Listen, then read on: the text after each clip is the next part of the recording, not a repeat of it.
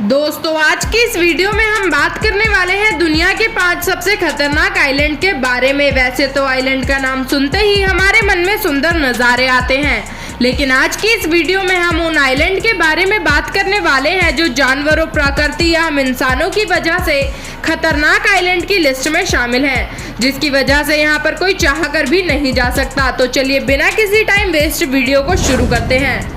Number 1 पर आता है रामरी आइलैंड। वैसे तो दुनिया में बहुत सी खतरनाक जगह हैं, लेकिन रामरी आइलैंड की यात्रा करना हर किसी के बस की बात नहीं है, क्योंकि यहाँ पर हर कदम कदम पर मौत का साया आपका पीछा करता रहता है।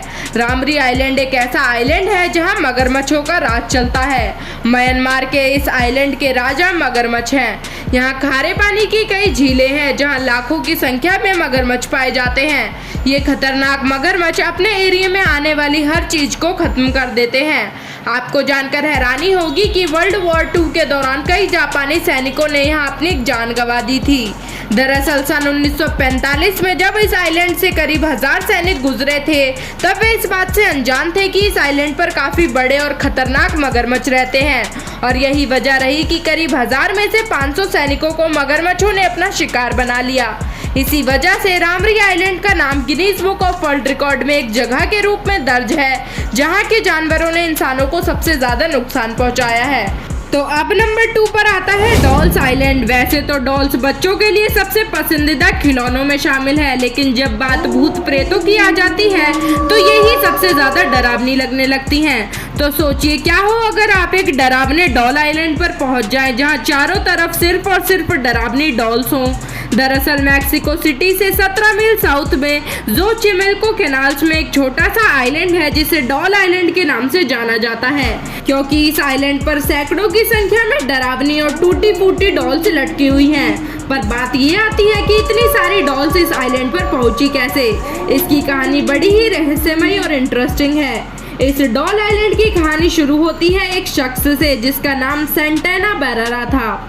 सेंटेना इस आइलैंड पर रहने वाला इकलौता शख्स था जो अपना घर परिवार छोड़कर एकाकी जीवन बिताने के लिए इस आइलैंड पर आया था। उसके इस आइलैंड पर आने के कुछ दिन बाद इस आइलैंड के किनारे पर एक बच्ची की डूबने से मौत हो गई, जो कि वहां अपने परिवार के साथ घूमने आई थी। उसके कुछ दिन बाद सेंटेना को उसी जगह पर पानी में तैरती हुई एक डॉल मिली जहां उस बच्ची की डूबकर मृत्यु हुई थी।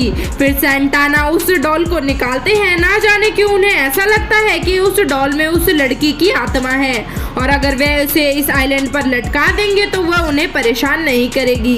इसके बाद उन्हें और भी कई सारी डॉल्स मिलने लगी, और फिर वे इन सभी डॉल्स को एक के बाद एक पेड़ पर लटकाते चले गए, और धीरे धीरे ये संख्या बढ़कर सैकड़ों में पहुंच गई। आश्चर्य की बात तो ये है कि सन 2001 में सेंटेना बेरेरा भी उसी जगह पानी में डूबकर मृत पाए गए जहां की बच्ची डूबकर मरी थी। उनकी मौत कैसे हुई ये आज तक एक रहस्य बना हुआ है। लोगों का कहना है कि बच्ची की आत्मा उनकी मौत का कारण है। जोचिमिल्को कैनाल्स की सफाई के वक्त ये आइलैंड लोगों की नजर में आया।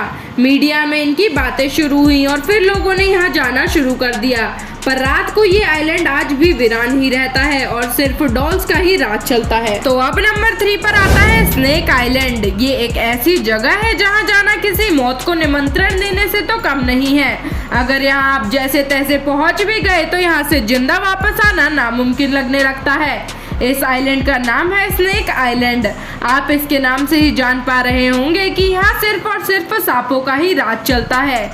यहाँ इतने सांप पाए जाते हैं कि पैर रखने की भी जगह नहीं होती।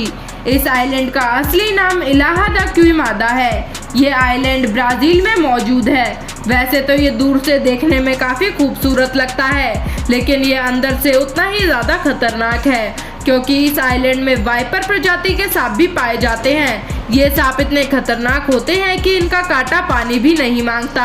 इन सांपों की खासियत ये है कि ये हवा में भी उड़ सकते हैं। वैसे तो ब्राजीलियन नेवी ने इस आइलैंड पर जाना आम इंसान इंसानों के लिए प्रतिबंधित कर रखा है।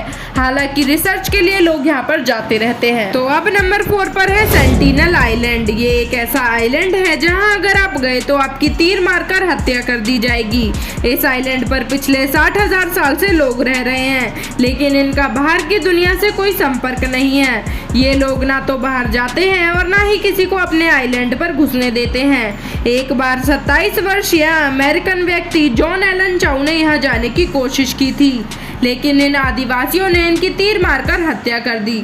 सरकार ने इस आइलैंड पर जाना प्रतिबंधित कर रखा है। इन लोगों से संपर्क ना बनाने की 2 बड़ी वजह हैं। पहला, ये लोग बाहरी दुनिया से संपर्क नहीं चाहते, क्योंकि 2004 में सुनामी के वक्त सरकार ने कोस्ट गार्ड के हेलीकॉप्टर सेंटिनल आइलैंड भेजे थे ताकि सेंटिनल आदिवासियों की सहायता की जा सके, लेकिन इन्होंने हेलीकॉप्टर पर ही तीर चलाने शुरू कर दिए थे। और दूसरी वजह यह है कि अगर ये बाहरी दुनिया के संपर्क में आए तो इन्हें कई बीमारियां हो जाए और इनकी बची कुची आबादी भी खत्म हो जाए। इस वक्त इस आइलैंड पर 40 से 400 लोग हो सकते हैं। आज तक इनकी भाषा, संस्कृति, किसी भी चीज का पता नहीं लग पाया है। तो अब नंबर 5 पर है पोवेगलिया प्लेग आइलैंड। पोवेगलिया नॉर्थर्न इटली के वेनिस और लीडो नामक शहर के बीच में स्थित एक छोटा सा आइलैंड है। कुछ सालों पहले बुबोनिक प्लेग की एक बीमारी आई थी। इस प्लेग की बीमारी ने यूरोप के कई सारे शहर तहस नहस कर दिए थे, उसमें इटली शहर भी शामिल था। तब पोवेगलिया आइलैंड का उपयोग प्लेग क्वारंटाइन स्टेशन के रूप में करने लगे थे। जिस भी व्यक्ति को प्लेग के लक्षण दिखाई देते थे उन लोगों को पोवेगलिया आइलैंड पर भेज दिया जाता था। जो लोग प्लेग की बीमारी से मर रहे थे उनकी लाशों को भी इस आइलैंड पर ही दफना देते थे, जिसकी वजह से पोवेगलिया आइलैंड लाशों का ढेर बन गया था। इसके बाद लोगों का मानना था कि इस आइलैंड पर भूतों का साया है और यहाँ से अजीब सी आवाजें सुनाई देती हैं। हालांकि इसके बाद इस आइलैंड पर मेंटल हॉस्पिटल भी खोला गया, लेकिन पेशेंट और डॉक्टर्स को यहाँ आत्माओं का साया महसूस हो रहा था, जिसकी वजह से 1968 में ये हॉस्पिटल भी बंद हो गया और अब ये आइलैंड भी वीरान पड़ा हुआ है। तो दोस्तों, ये थे हमारे 5 सबसे खतरनाक आइलैंड। आपको इन 5 में से कौन सा आइलैंड सबसे ज्यादा खतरनाक लगा, हमें कमेंट करके जरूर बताइएगा। और अगर वीडियो पसंद आई हो तो वीडियो को लाइक और चैनल को सब्सक्राइब करना मत भूलिएगा।